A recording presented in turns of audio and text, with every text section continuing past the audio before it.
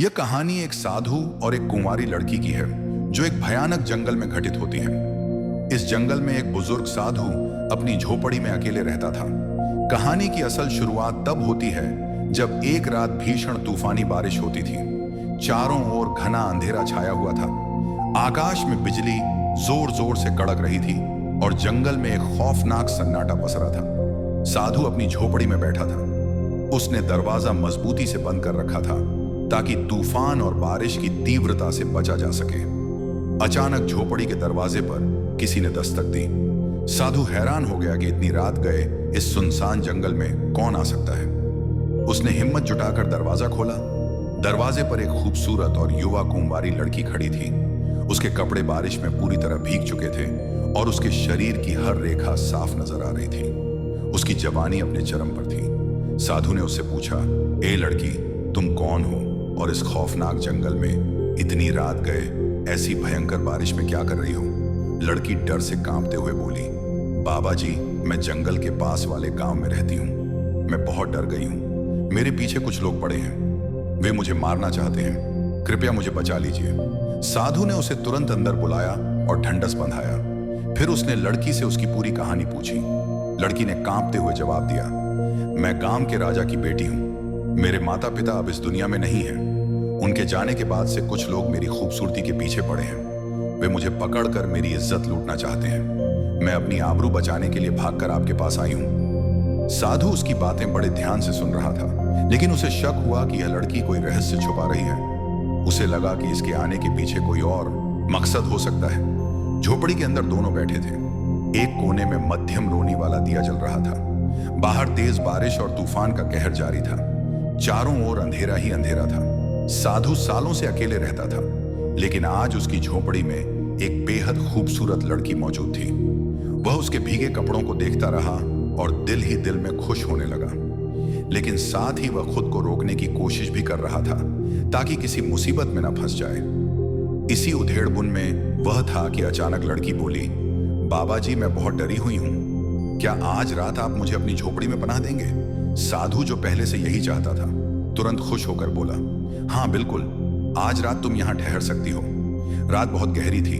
तूफानी बारिश थमने का नाम नहीं ले रही थी।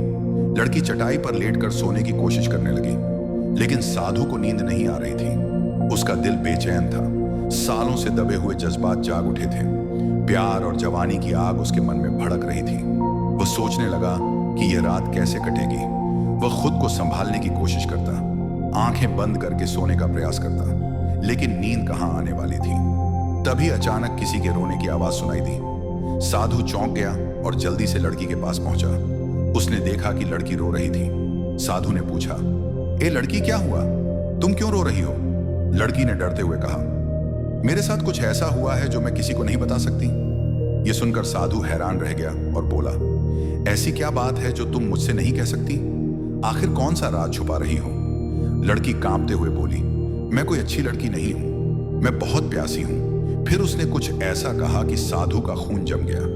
वह उसकी ओर देखकर बोली, मैं कोई साधारण लड़की नहीं, मैं एक भड़की हुई आत्मा हूं। यह सुनते ही साधु के शरीर में कंपी छा गई।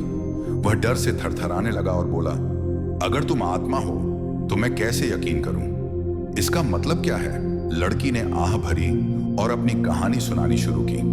यह बहुत पुरानी बात है। मैं एक रानी थी। एक शख्स मुझसे शादी करना चाहता था, लेकिन मैं उसे पसंद नहीं करती थी। उसने मुझे हासिल करने के लिए काला जादू किया। मैं उसके जाल में फंस गई। उसने जबरदस्ती मुझसे शादी कर ली, लेकिन मैंने उसे अपनी इज्जत नहीं सौंपने दी। शादी की पहली रात मैंने उसे अपने करीब नहीं आने दिया। इससे वह गुस्से में आ गया और मुझे मार डाला। मरते वक्त उसने कहा कि मेरी आत्मा तब तक आजाद नहीं होगी जब तक मैं किसी नेक इंसान या साधु के साथ हम बिस्तर ना हो जाऊं। यह सुनकर साधु कांपने लगा। लड़की ने उसका हाथ थाम लिया और बोली, मैं झूठ नहीं बोल रही। अगर तुम आज रात मेरे साथ वक्त ना बिताओगे तो मैं हमेशा इस जंगल में भटकती रहूंगी। मेरी आत्मा को कभी सुकून नहीं मिलेगा। वह अपने नरम हाथों से साधु को छू रही थी।